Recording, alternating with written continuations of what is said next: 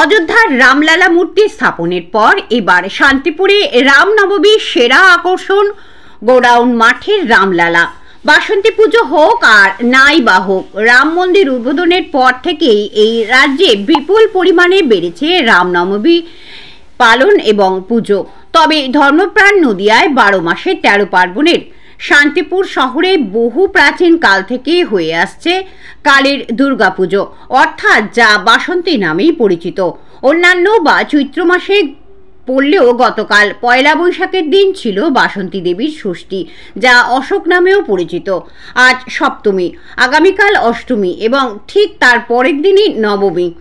আর সেই তিথি ধরেই অকালের অর্থাৎ আশ্বিন মাসের দুর্গাপুজোর মতোই কালের অর্থাৎ বাসন্তী পুজোর নবমীতে হয় রামের পুজো কিংবা রামনবমী। তবে এই নবমীতে অনুষ্ঠিত হয় দোলও।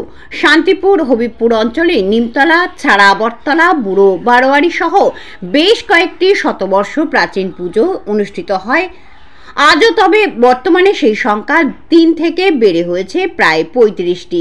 আর এই উপলক্ষে সেই এলাকার দোল সমগ্র শান্তিপুর তো বটেই, জেলার বিভিন্ন প্রান্তের মানুষজন ভিড় করেন সেখানে।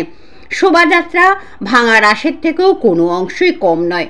তবে তার থেকেও প্রাচীন শান্তিপুরের বহু প্রাচীন বড় গোস্বামী বাড়ি, মাধ্যম গোস্বামী কিংবা গোকুলচাঁদ বাড়ির রঘুনাথ রামের রাম, হাটখোলা পাড়ার রাম সীতা মন্দির, সূত্রাগড় সূত্রধর পাড়ার চৌরঙ্গি গমকল এলাকার মন্দির, যেখানে মহা সড়ম্বরে পালিত হয় রামনবমী। তবে সম্প্রতি অযোধ্যার রাম মন্দির উদ্বোধন এবং রামলালার মূর্তি প্রতিষ্ঠার পর এবার রামচন্দ্রের মূর্তির বদলে রামলালা পুজোর সিদ্ধান্ত নিয়েছে শান্তিপুর রামনবমী উদযাপন সমিতি। এবারে তাদের 3য় বর্ষের পুজো শান্তিপুর স্টেশন সংলগ্ন গোলপার্ক বাদ দিয়ে গোডাউন মাঠে হতে চলেছে। শান্তিপুর রেলওয়ে স্টেশনকে অমৃত মহোৎসব প্রকল্পের অন্তর্ভুক্ত করায় সংস্কারের কাজ চলছে, আর সেই কারণেই এই স্থান পরিবর্তন বলে জানাচ্ছেন উদ্যোক্তারা। আজ থেকে প্রায় 1 মাস আগে শান্তিপুর গোপালপুর শিল্পালয় সৌরভ সাহাকে মাটির রামলালা বানানোর দায়িত্ব দেন রামনবমী উদযাপন সমিতি। শিল্পী জানাচ্ছেন, রামলালার মূর্তি তার হাতে এই প্রথম। তবে ভালোভাবে পর্যবেক্ষণ এবং প্রতিমা নির্মাণের পাশে কাগজে রামলালার অবয়ব রেখে তবেই তৈরি করা হয়েছে। পুরোটাই মাপজোপের। তবে একজন শিল্পী হিসেবে নিজেদের প্রচেষ্টায় কোনো ত্রুটি রাখা হয়নি, বাকিটা দর্শকদের হাতে। অন্যদিকে উদ্যোক্তারা জানাচ্ছেন, ইতিমধ্যেই তাদের রামলালার অর্ধসমাপ্ত ছবি সোশ্যাল মিডিয়ায় চর্চিত বিষয়, তাই প্রচুর দর্শনার্থীর সমাগম হবে, এ বিষয়ে কোনো দ্বিমত নেই। তবে নিষ্ঠা ভরে 17 এপ্রিল রামনবমীতে পুজোর দিন শোভাযাত্রার দিকেও গুরুত্ব দেওয়া হয়েছে। একটি বর্ণাঢ্য শোভাযাত্রায় শান্তিপুর গোডাউন মাঠ থেকে শুরু হয়ে থানার মোড় শেষ হবে সেই দিনেই। আরও বিস্তারিত জানতে চোখ রাখুন আমার বাংলার পর্দায়। না, রামলালার মূর্তি এর আগে কোনোদিন হয়নি করা, এইটাই প্রথমবার। যেহেতু অযোধ্যার রাম মন্দিরে রামলালা হয়েছে, তা একটা মনের মধ্যে আকাঙ্ক্ষা ছিল, ঠিক আছে, যে যদি কোনোদিন একটা সুযোগ হয়, তা সেই সুযোগটা হয়ে গেল। ওনারা কতদিন আগে যোগাযোগ করেছিলেন আপনার সঙ্গে? আমার সঙ্গে যোগাযোগ করেছে অন্তত 22 দিন আগে। আচ্ছা, তো হাইট বা উচ্চতা বা ছবি ওরা কিছু দিয়ে দিয়েছে? যেরকম ওরা ছবি দিয়ে দিয়েছে, ঠিক আছে। সেক্ষেত্রে কীভাবে বানালেন? ওখানে ছবির সঙ্গে গ্রাফিক্স মাপ যোগ করে নিয়ে, এই হিসেব করে নিয়ে করা হলো।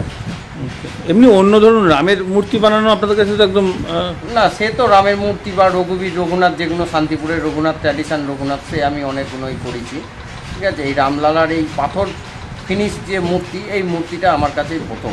কত ফুট মোটামুটি লম্বা উচ্চতা? এটা আছে পুরো মানে বেদি সহ 55 ইঞ্চি মতো উচ্চতা আছে।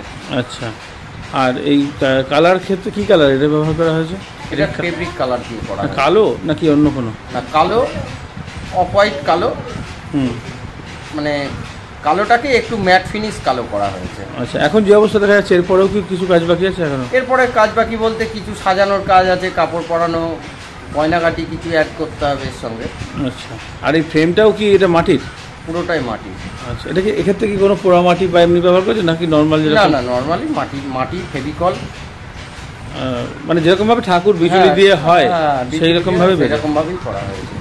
আচ্ছা, তো তো কি বলছে এই যে ধরুন সবাই নিয়ে ছবি টবি দিয়েছে ফেসবুকে সোশ্যাল মিডিয়া, তাতে কি আলোচনা হচ্ছে, কি বলছে?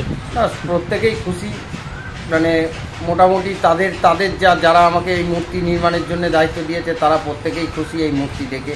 আচ্ছা। এবং সোশ্যাল মিডিয়ার মাধ্যমে যেসব আমার বন্ধুবান্ধব বা যেসব যারা ছবিতে দেখছে তারাও খুবই আনন্দিত হয়েছে যে এই রামলালার মূর্তি শান্তিপুরে। শিল্পী হিসেবে আপনি কিভাবে দেখছেন, স্যাটিসফাইড আপনি যেটা আপনার? দেখুন, সকলের যেটা বলবে যে হ্যাঁ মূর্তিটা মোটামুটি জায়গায় এসেছে, আমার সেটাই আনন্দ।